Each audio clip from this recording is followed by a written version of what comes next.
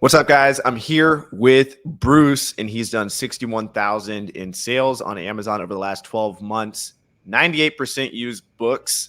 Welcome to the Amazon Savages podcast. Welcome to the Amazon Savages podcast. Hear the stories of Amazon sellers crushing it in the game and keep up with the latest strategies that are working. Sit back, relax, and remember, if you truly try and work really hard, you will make a ridiculous amount of money selling on Amazon.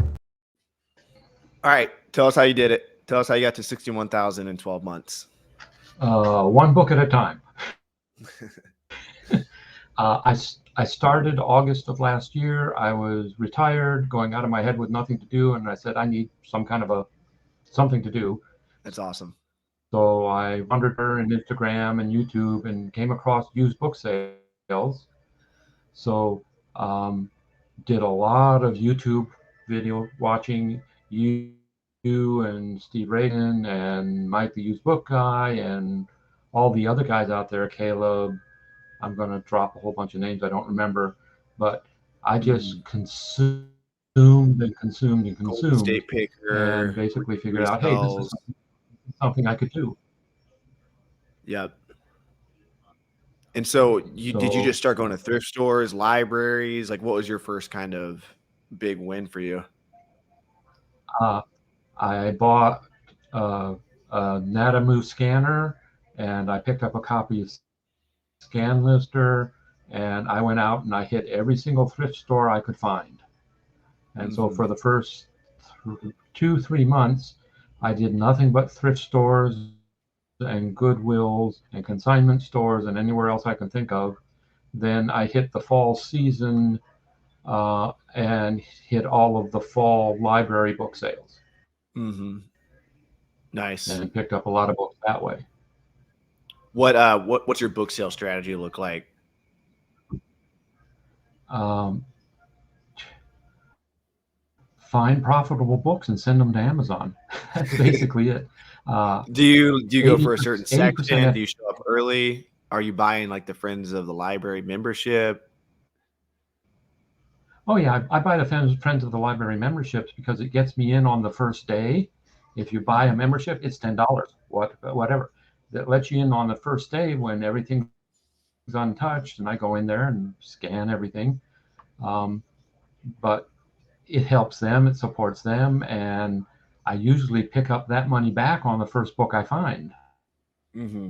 So it's scan those. I've been driving I think I've hit every library book sale within 2 hours last year. This year I didn't do as much because I got into a huge load of books through another source. So I'm kind of backing off on with, I started looking for social media advertising, so Nextdoor and Craigslist. And the best thing I ever did was I went to Vistaprint and printed 2 car signs and put them on the side of my car. And I'm getting a couple calls a week from people going, hey, I saw your sign, can I have books? Do you have What does books? The sign say? So I kept it really simple. It says, recycle your books. We'll come pick them up for free, and my phone number. And you're putting it on the side of your car, on the back? Yeah, I did 2 of them. There's one on each side of the car, one on the front door on both sides. Nice. And I tried it on the back window, but I didn't like not being able to see out the back, so I switched to the sides. And I have had people walk up to me while I'm buying gas at Costco. I had a guy come up and say, hey, I'm a real estate agent. I have lots of people who are trying to get rid of their books. Can I? Sure. So that's a great idea. We should that would be even like on the next level. It would be nice if someone made like a private label product on Amazon that just did that for you, where on Amazon you could buy how did you make it? You went to Vistaprint.com? Yeah, I went to Vistaprint.com, and that's really very simple to use. I did all text, so I didn't have to worry about graphics.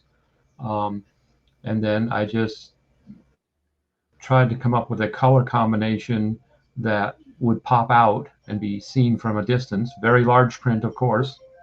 And I decided to just keep it simple. And cat food yesterday, and a young lady stopped me. She said, "I've got these books that have been sitting in the back of my car for weeks. Can I just hand them to you?" I said, "Sure." Dude, But that's amazing. It's it's one of the best yeah, strategies I've heard to get books. Where are you located? yeah, it's Greensboro, North Carolina. Okay. That's Very, very close to halfway McKays. between Raleigh and.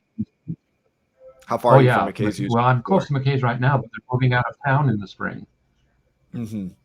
But Are yeah, you in fact, taking a lot of books over to McKays? sorry, Are you taking a lot of books a to lot. McKays? It's Yeah. yes, I Walk us am. through that strategy Uh, and tell people that don't know, because a lot of people don't have the luxury of having McKays near them. So kind of walk through what oh, McKays is and what you do with your books and how you get compensated.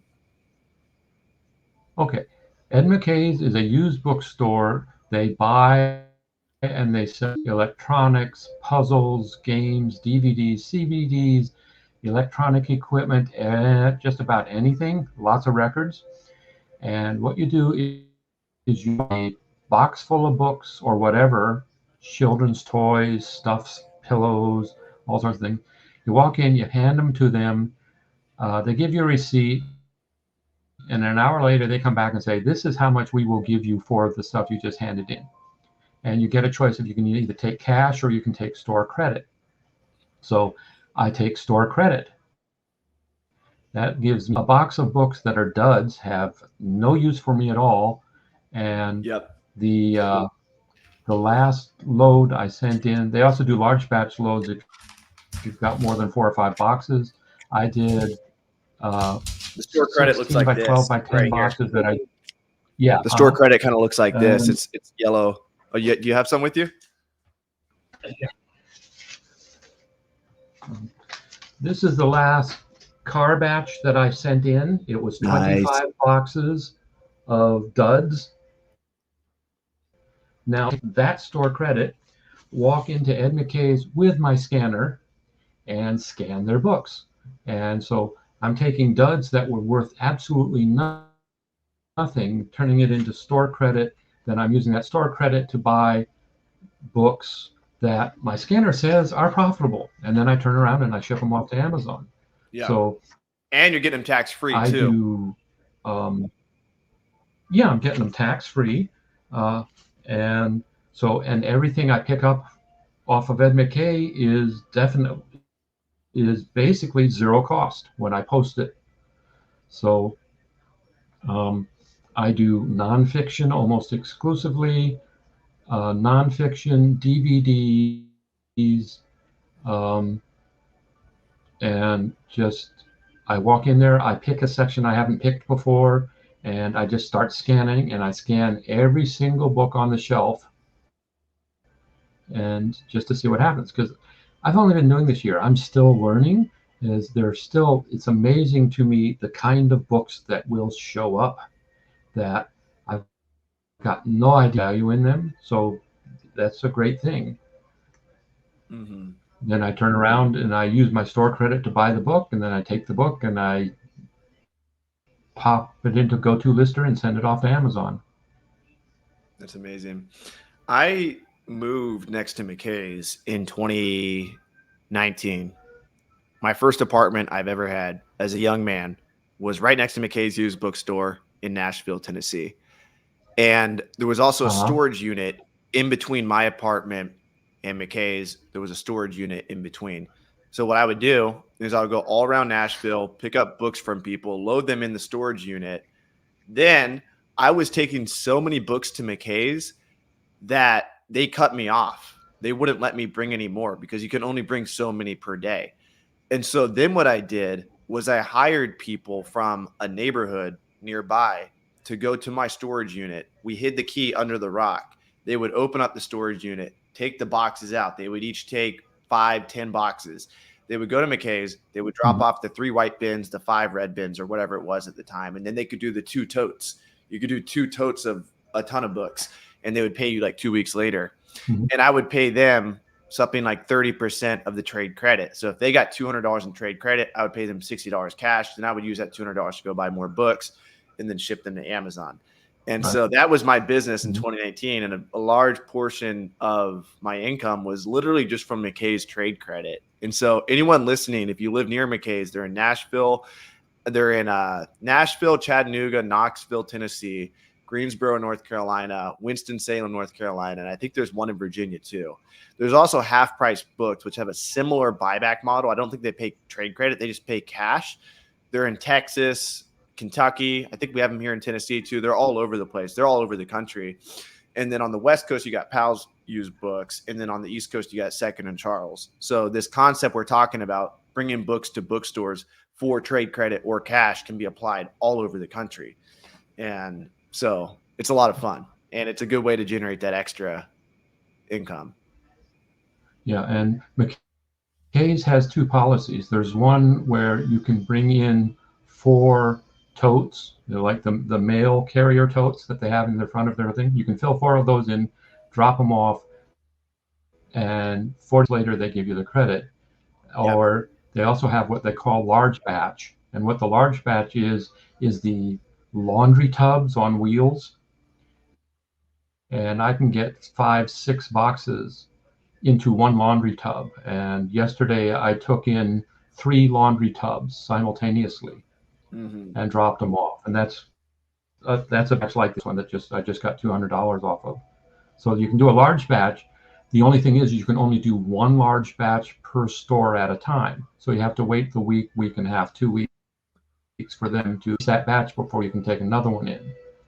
So I count myself lucky that I'm halfway between Winston-Salem and where the new one's going to be. They're both 20-minute drive away. So I can take one batch to Winston-Salem, throw it in, take another batch over to here to Greensboro, throw it in.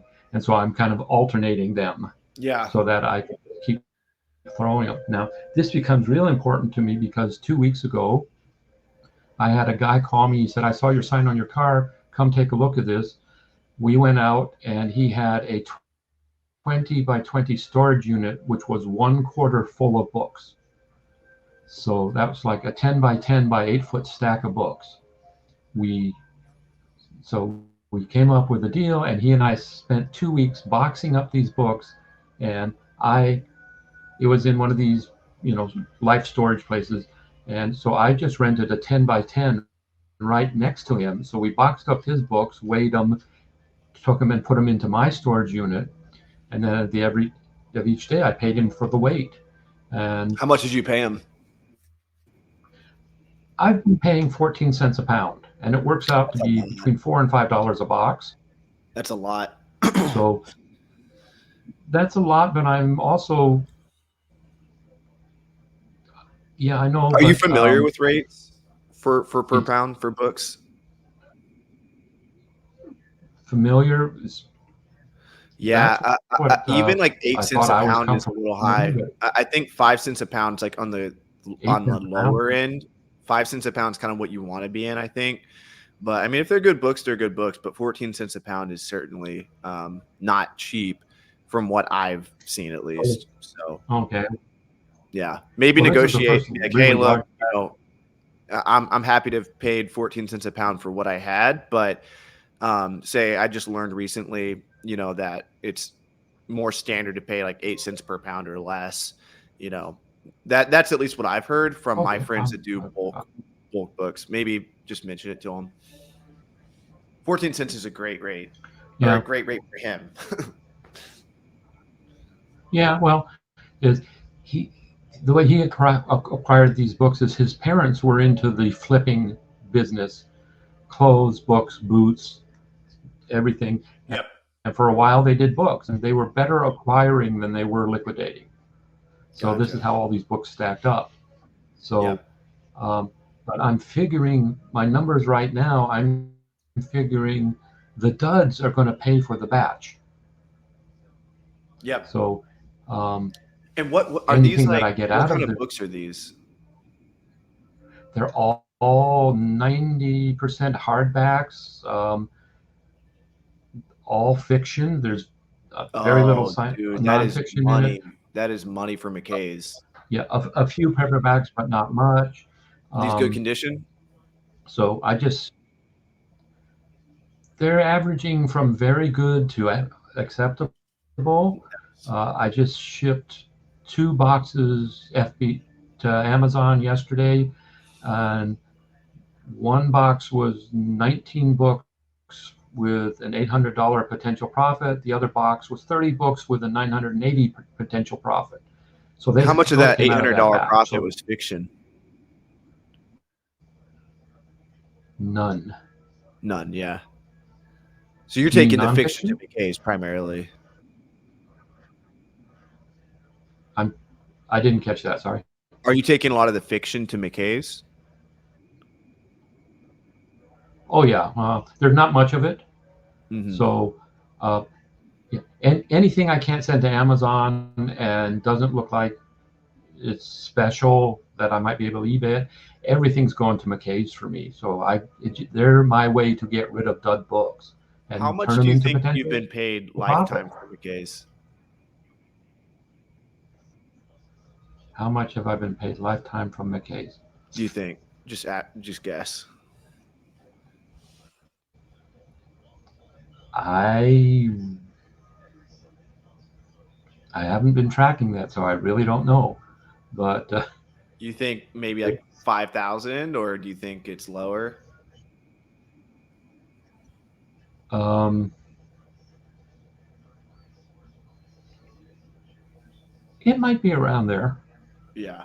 It's yeah, but I really haven't been tracking it long term because it was like, okay, I'm getting rid of my duds. It costs me nothing but gas to drive them up there.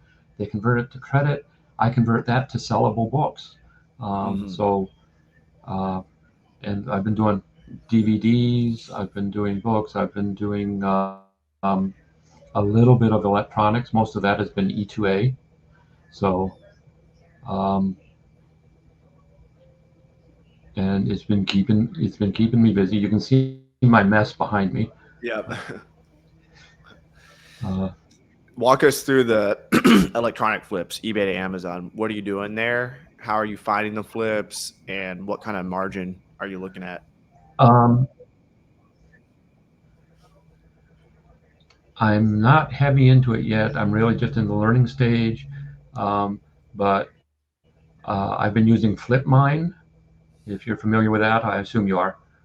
Yeah. And FlipMine's a program that you can pay a monthly charge, and you put in uh, the categories and the price ranges you want, sales range, and it goes and it compares what's on eBay to what's on Amazon, pops up potential sales. So I go like, okay, I want something that I've got at least 50% ROI. The sales rank is under a million. It's in electronics. Show me what you got. You can also just use it to, in general, find profitable products because it's got a button on it that says "Surprise Me," and you click on that, and it just throws up random stuff of every category possible. But you can look at it, and then I take that and I look at it with I go into Amazon and I look at it, and then I use Keepa to check the sales history and the price history. Like Christmas books, is I look at how they've been sold over the Christmas time over the last 2 or 3 years. And usually you can see with Keepa does a graph that shows you the sales history and how often it's sold. Mm-hmm. So I've been picking up things like micro cassette recorders.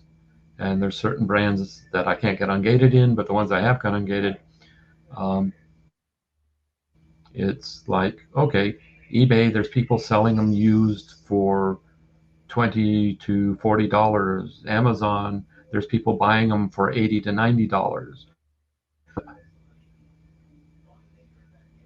Yeah, that's amazing. My dad might start doing that. My dad is about to retire in a couple years, and I told him that eBay to Amazon would probably be pretty good for him. I'd like to get more into it, but I'm kind of cash short right now. So Mm-hmm. um, I got into doing doing a little bit of the flipping, and I overextended my credit card. So I said, okay, I got to stop for a bit and give a chance for Amazon to pay off my credit card for me. But Yeah. Are you religiously I tracking your buy set up a costs every budgeting plan, tracking my what? buy cost on GoToLister or on I'm always what? putting it in. I don't know if I'm tracking Okay. it. What are you using to track your like profitability each month? My bad. I think you said you used ScanLister earlier. I did, but I went from it to Scoutly. Okay. I'm using GoToLister to post them in. So I assume on GoToLister, Yeah. Let me. where's I can show you real quick. um,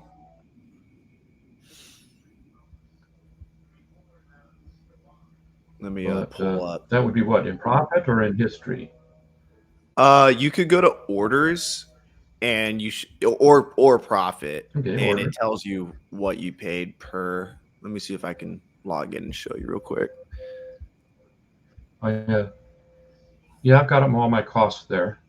Yeah, yeah. So I like to look at that orders page just to see what I'm paying for the product. So let me show you real quick. Is it Mm-hmm. okay? So if you look at my screen, you can see I Yeah. have it in hidden mode. I'm actually in Steve's account. He would kill me if I showed his products, so I'm not going to. This is Rake and Profit, as you can see. And here's the price of the item, $78 is what he sold it for. He paid 38 for this. Amazon fees were 17, Mm-hmm. so his profit's 22. And so I like to look Yeah. at this is under the orders tab. I like to just look at this to see like, am I making smart purchasing decisions? This sold for 45. Now, if you were looking on your GoToLister account, you'd be able to see the product image here, but it's in hidden mode. So he sold this for 45, Right. paid 24, $11 fees, $10 profit. Here's one he didn't make much profit on, 74 cents, but it tells you like, are you making good profit? And you go to profit here in the profit tab. As long as you're entering your buy cost in, this is going to tell you exactly what your Mm-hmm. gross. It's almost net profit, but Yeah. this is it's not considering like inbound shipping fees or your subscriptions for Amazon. Like everybody pays $40 a month to Amazon. That's not included in this number. All this Mm-hmm. includes is FBA fees and what you personally paid for the product. So Steve paid $58,000 for all this inventory, total $108,000 in sales and $23,000 in Amazon fees. And you can see he's left with a true 26,000 profit, and that's probably closer to like 23,000 if you factored in like prep cost and other Amazon fees like inbound shipping fees. So it kind of gives you an idea. Like So, you can see no. he did 7,000 in sales this day, but 1,800 was like true profit. So like it gives you like a good perspective of how much you actually like taking home. You know? Yeah, on mine, I'm showing for this year so far 51,000 total sales, total cost 5,000, total fees 18,000, total profit 28,246. Yeah. So then what you here, So, I'll show you something else you can do is 1 second. Let me go back here. Let me see if this works. So something else you can do just to make sure it's accurate is you can click on download here, and then mhm, you want to sort the Excel file by anything that has cost as 0, because that means you forgot to enter the buy cost, and just make sure that that's entered.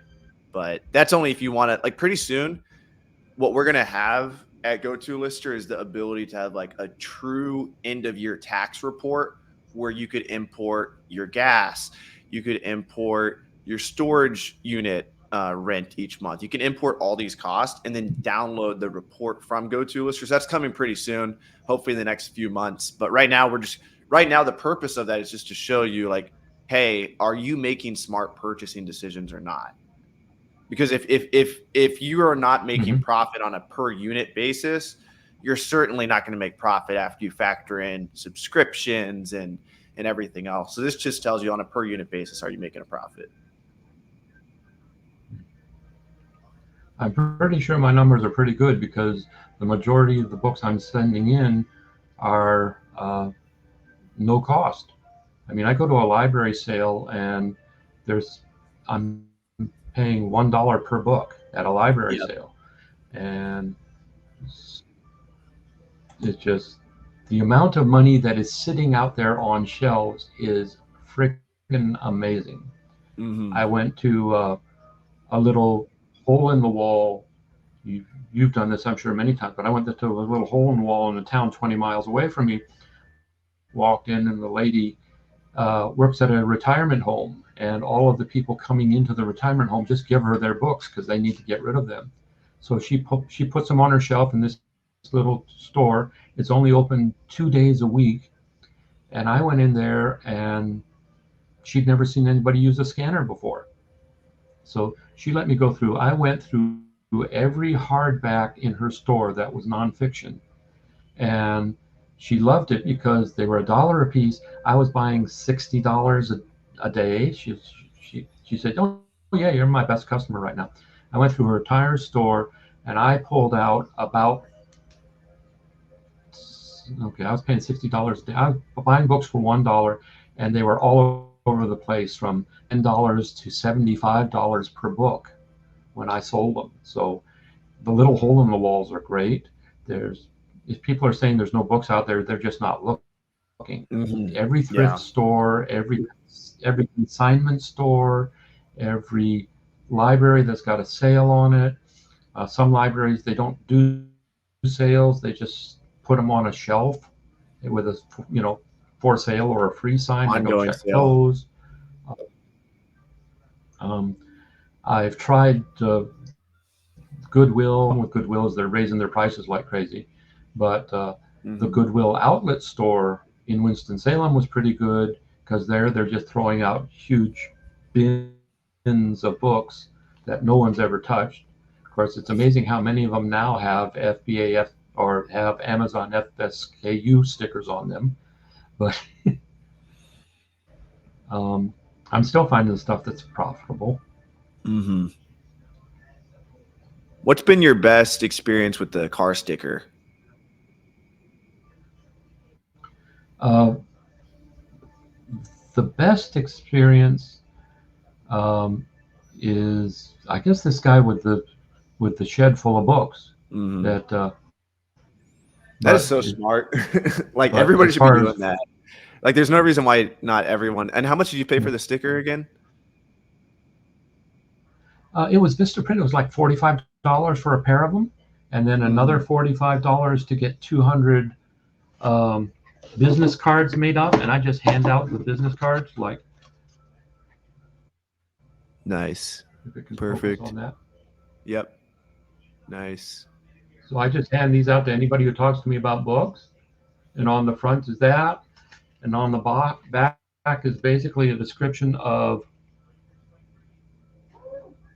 Oh yeah, you're paying 15 cents per pound. Now, I will say like if so generally I think the advice is like pay around 8 cents per pound or less, but that's coming from thrift stores and those Mhm. books aren't as high quality as like donated books. Donated books from people's houses are going to be much higher quality than like in the back room of a thrift store. So 15 cents per pound would kind of make sense maybe then, but even then I still think you're being pretty generous. well, yeah, okay, but it's amazing. Half the time, the people contact me, and I say, well, okay, it's 15 cents a book. That works out to about $4 a box, and they say it ain't worth $4 a box. Just come pick them up. Yeah. So half the time, I don't pay anything for them, and when they do, there's usually a textbook thrown in there somewhere. Yeah. Um, it's and then somebody said something. There's a way that you can look at the economic level of different parts of your town. There's a map or something. I forget what it is. It'll show you which libraries are in the affluent sides of town or which thrift stores are in the affluent sides of town. You go to those first because that's a better quality book that's coming out of those houses. Hmm. Have you what do you do with your restricted textbooks? McKays, They're in restricted one of those boxes back market? there. Yep. Um,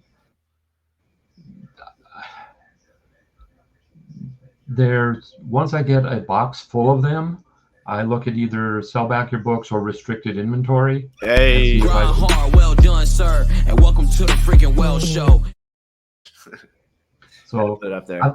I've done a couple batches with restricted inventory and it's worked fine. Have you heard That was about our new policy that we only take a $20 cut? So if you send a $100 book, you keep 80, we keep 20. We cap our cut at $20 now. I've I've seen that. I haven't had a chance to take advantage of it yet. Well, that's effective for all books you have with us. But I've got So a box. everyone who's got books with us, it's immediately effective, and that'll be effective this year and next year as well. Okay, great. But I've got FBA boxes. I've got FBM boxes. I have send it eBay boxes. I've got restricted. I have research, and I'm getting too many research boxes. Those are just books that I haven't decided whether I can sell yet or not because I haven't gotten into them in depth. But I'm fine tuning the triggers on Scoutly. Um, Mike, the used book guy, has got great videos on setting up your triggers. Mm-hmm. If people haven't seen those yet, they're well worth seeing. There's just so much out there in YouTube, so much out there in your site, and I do a lot of Facebook browsing, looking at the different groups. So there's your site, there's Rakin's sites, there's Book Flipper, there's Mike the Used Book Guy. So getting into a community of people is the best thing I could have done to get started in this, because of being able to bounce ideas off of people and to learn. I'm learning some stuff. I browse Facebook when I get up in the morning. I look at all the comments on the groups. I always learn something almost every single day about how to better do this business. So as far as keeping track of stuff, I'm not great at that, but I have a replans list. I use Google Sheets and Google Docs a lot. If there's a process I come across that I'm going to start using, I write up for myself a step-by-step in Google Docs so that I've got it. So I come back a month later, I can refresh myself on how to do it. Google Sheets, I've got a replans list spreadsheet that I can go out there and go through that. So once a week, I dump my orders from Amazon into a spreadsheet, add it to my replans list, sort it by the amount it's sold for. Then I go back through that replans list every other day or so and just go look on eBay to see if any of those books happen to be selling for a good price. Mm-hmm. So setting up processes, setting up sheets or descriptions, or what do I do every morning when I get up? All of this is good stuff to do, and it helps smooth it out because you're starting out, you jump around like crazy. Yeah. I've been guilty of that. As it didn't help that in my entire life I've been a hobby hopper, going from one thing to another. So, but getting features in place and looking at, okay, how do I make things better? How do I make things more efficient? I'll probably redo my cards and cut my price down, because I was just thinking that sounded like a good price for me, but if it ain't broke, don't fix it's it. working. You know what? The owners of McKays, the owner of McKays, Caleb Roth, the book flipper, was talking to them, and he was like, why don't you guys sell on Amazon? You guys can make so much money selling on Amazon. And they're like, we're making so much money not selling on Amazon, and we're selling our books to a bunch of Amazon sellers. And so why would we stop doing what's working for us if it's working really well? Yeah. And I think that's a really good point. Booksellers will go into McKays and they'll have whole carts filled with books, because what are they going to do? They're going to sell them on Amazon. And other people who are just hobbyists will go in and buy cart filled with books as well. And so like, it's like, why would you add something to the process that may screw everything up, And so sometimes if something's working, just keep doing what's working, Yeah, and it's basically find a niche.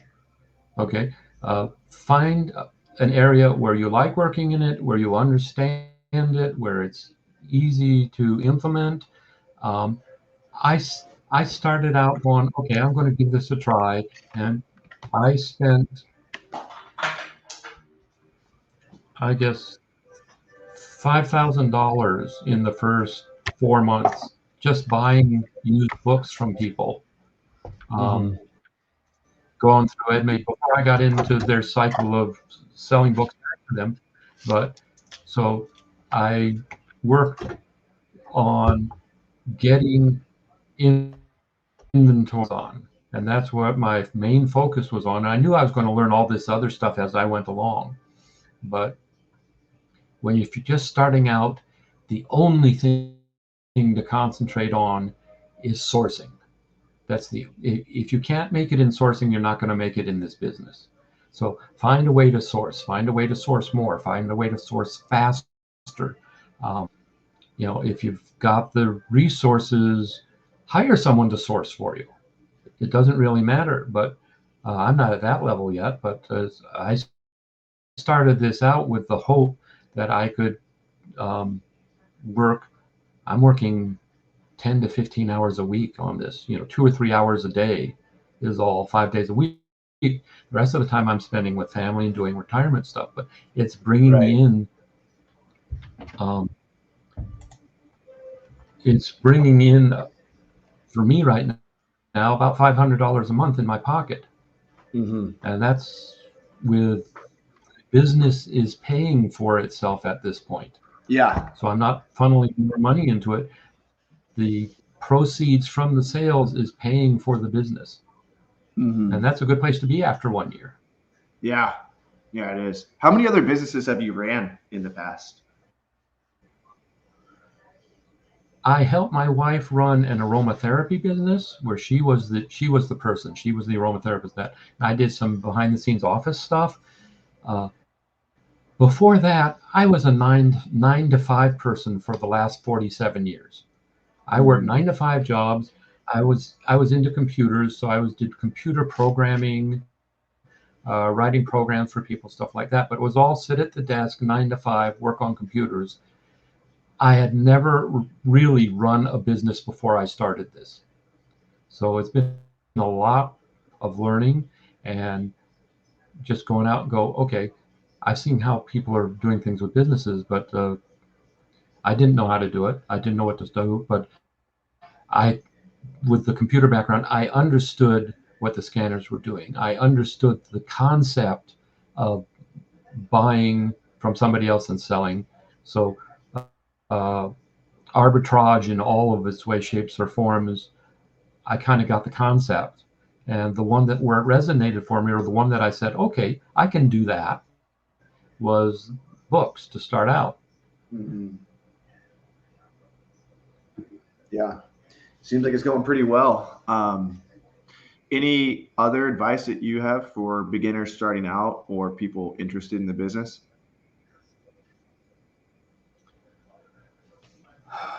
Um, Take it slow. Don't, get your toes wet so that you learn the processes. Um, don't expect, unlike the Instagrammers, don't expect to be putting $5,000 in your pocket after 2 months. It's not going to happen unless you do a whole lot of heavy, hard work. Yeah. It's the amount of work you do it gives you the amount of results. Um, Work out a budget, work out what your time's doing. Um, I'm got lots of things I need to do starting next year, like track my mileage. I haven't been doing that. Oh, yeah. Um, That's an easy if one, you're though, going to, because you can just take your speedometer at the beginning of the year and at the end of the year, and then take a percentage of what percent do you think was for business. Maybe it's 40%. Maybe you drove 10,000 miles. So 4,000 miles you write off at 60 cents a mile, just like that. So you don't have to get super complicated with it. yeah. The other thing I would recommend is read the book Profit First for E-commerce. Yeah. It's about budgeting. It's about setting up your accounts so that the money flows into the right places. I started that in April, and secure in the knowledge that I have an account in the bank where every single month the amount of sales tax that I'm going to have to pay for income tax is already sitting in that account. So when it comes around to April, I'm not going to have to worry about, oh my God, I've spent all my money. How am I going to pay my taxes? Yeah. So, yeah. That's wisdom There's there. two books. The first one is Profit First, and the other one is Profit First for e-commerce, and they Okay. overlap a bit, but Is it's that really the a good same read. author? Mike McKays or whatever his name is? Yeah, I think so. Yeah, and it's an easy read. It's only like a 100-page book, so there's no reason not to grab a copy of it and think. Even if you don't use it, it gives you the ideas to think about: is how am I going to set this up to be a business? Profit First for e-commerce. I haven't heard of that one. Profit First for e-commerce sellers. Is it Cindy Thomason? Yes, and Cindy wrote the e-commerce version, Okay. and it's based on Profit First from the other guy. Okay, cool. I'm gonna buy this right now. $17. Amazon, or should I buy it used from the Book Garrett? Maybe the Book Garrett's listening to us right now. I'll buy it used. but All get right. out Well, I there into appreciate the community. I said I appreciate you coming on. What were you about to say about the community?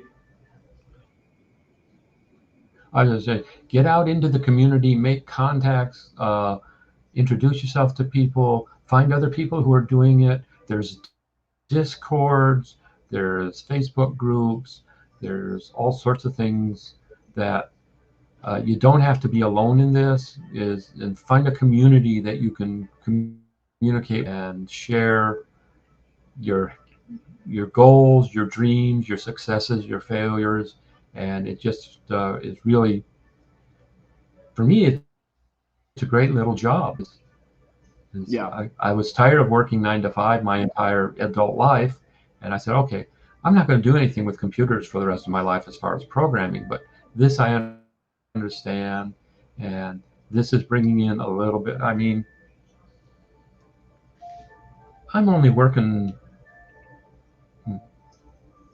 at the most 4 hours a day, 5 days a week. Mm-hmm. And it's a hobby for me. It keeps my mind going. And for me, that extra $6,000 in my pocket every year really helps. Yeah. So That's now I have to ramp up for next year and start. Start aiming for some of those 10,000. Oh yeah. Numbers. Yep. Yeah, and if you stay at it, you'll be surprised like how much money you can make, especially with the online arbitrage side of it. You can scale that to multiple 5 figures a month, pretty not easily, but like you'll surprise yourself. Like starting out, my first year I did 8,000 in sales, then I did 350,000 in sales, and then every year after that I've done over $1 million. And so if you stay at it, like the growth can be exponential. But I heard this, I was going, okay, I'm going to see it. I'm going to try. Looking back now, I'm looking at it. Last 12 months, I sold $61,000 worth of books. That's mind blowing for me. Mm-hmm. That, the number is crazy because I've just been doing this one box at a time. And that's how it adds up over time. So yeah,